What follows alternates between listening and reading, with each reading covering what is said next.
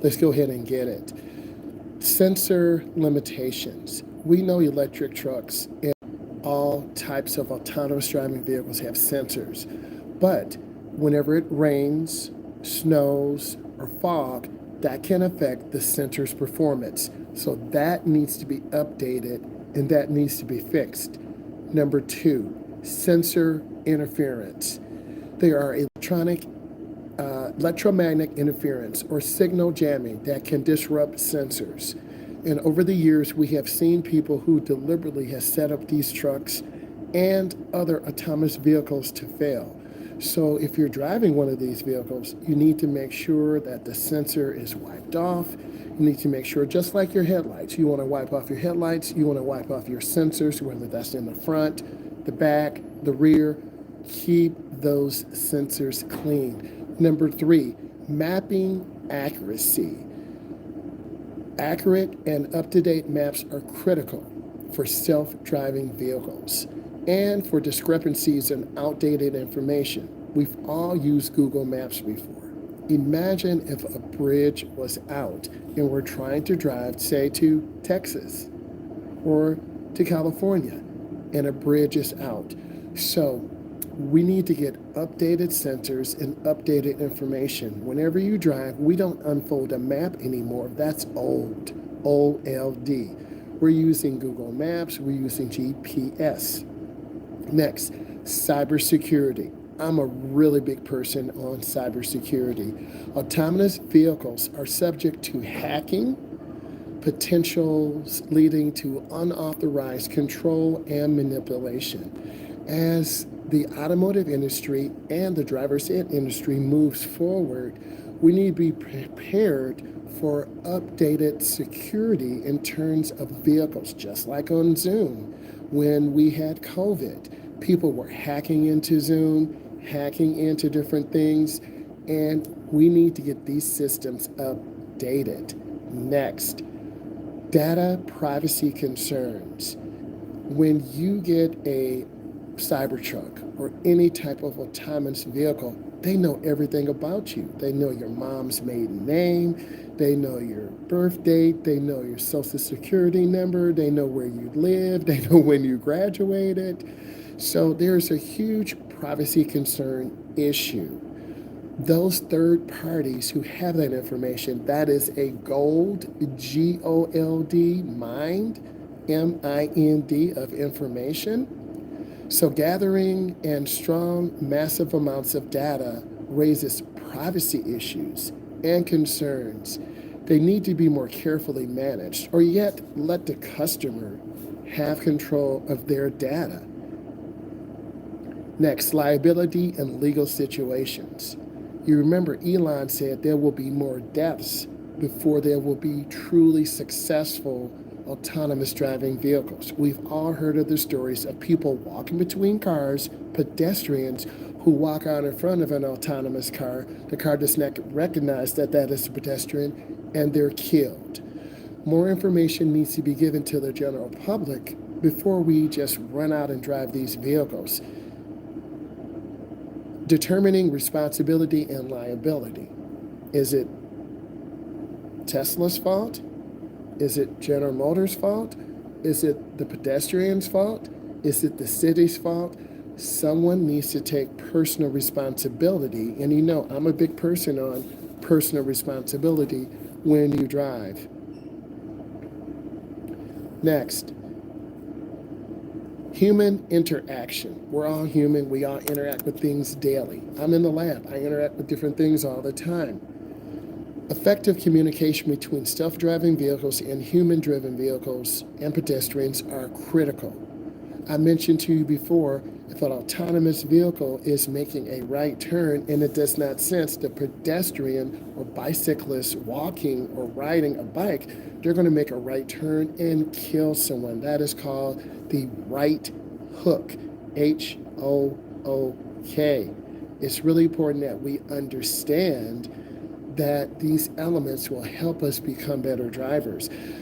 We need to be educated through the driver's education industry, through the transportation industry, not just running out and getting a cyber truck. I'm not against cyber trucks. I need more education. I want more education for my beginning drivers.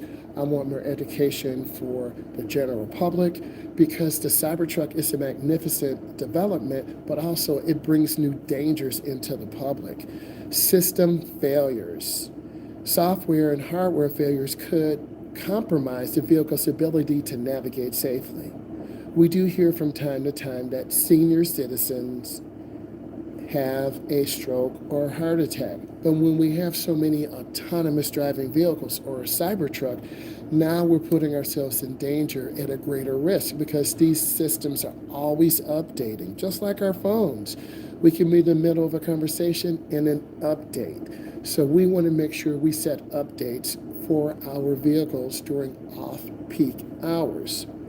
Regulatory compliance. This is a big one. This is why the Cybertruck was so late coming to market because of all the regulatory testing, meeting compliance, as well as supply chain issues. Adapting and complying with the rapidly changing regulations is a continuous challenge. Just like the first version of the Cybertruck had the yoke, and they decided to make the wheel round. We had to adapt to fit the needs of the public. I'm in the educational field, science field, transportation field. You need to meet the needs of the general public. Making a one-off vehicle is not the answer. High initial cost. We've all seen the initial cost of the Cybertruck. The high-end one is about $120,000, $130,000. There are going to be other models that are $60K, $80K, $90K. My budget's around $65,000 to $75,000. The technology required for autonomous driving vehicles is expensive and potentially limiting access. A lot of people may want the Cybertruck. Hence, dealers will increase prices because they are price gouging, taking advantage of consumers like me and you who want a Cybertruck, but because some dealers are greedy, they're going to jack up the prices and no one wins. WIN.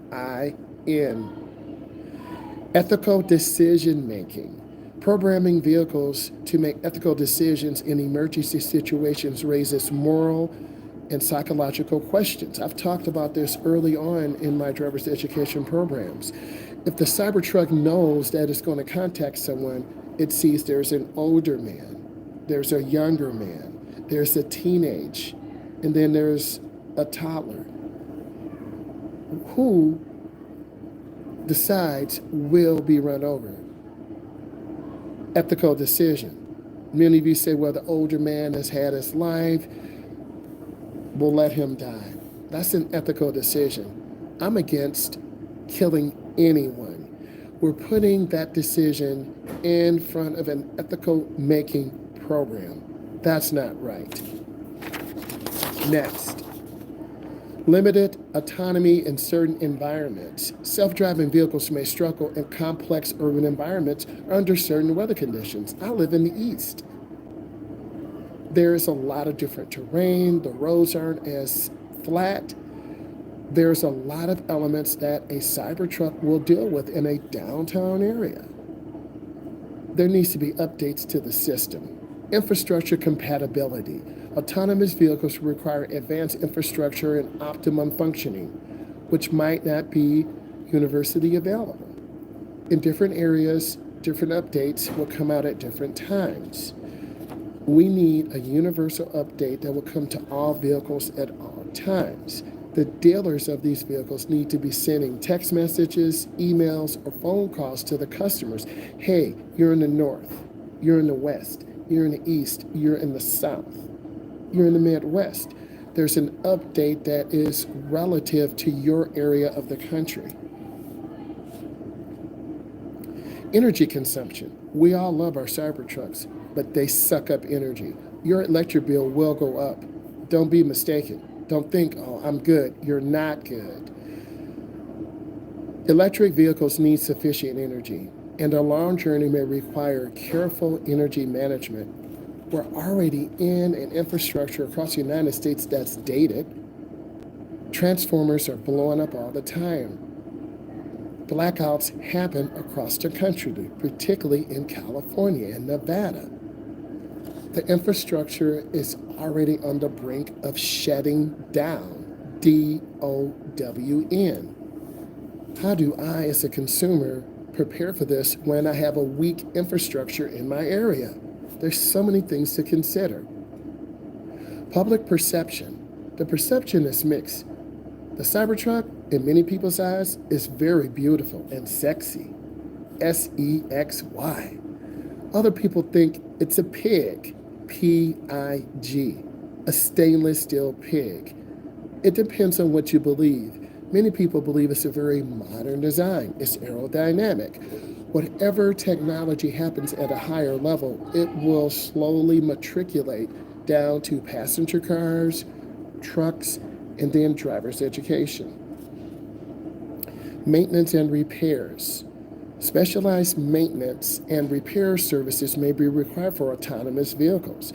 If you're trying to get a used Tesla already, there's special things that need to be done to the brakes, to the tires, to calibrate systems.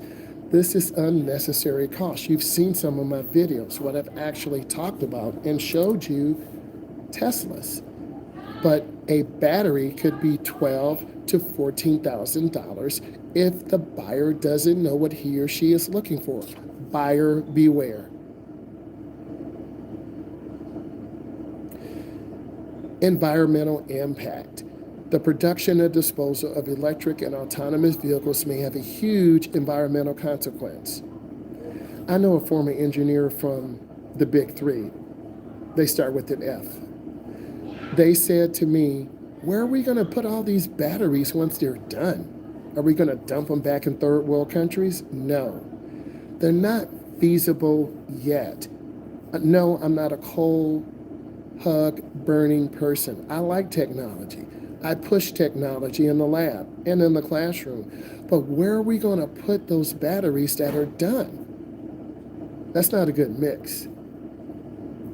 Adaptable to unpredictable situations. As we learn how to drive, our brain adapts to adaptable and unadaptable situations. I'm going to stop here today. I need you to subscribe to the channel, give it a thumbs up. We're talking about the issues with the Cybertruck, the 25 common traps that are dealing with the Cybertruck and electric vehicles. If this brought you value, give it a thumbs up. Also, I need you to listen to my podcast. It's called Driving with Myles, Myles. Bye.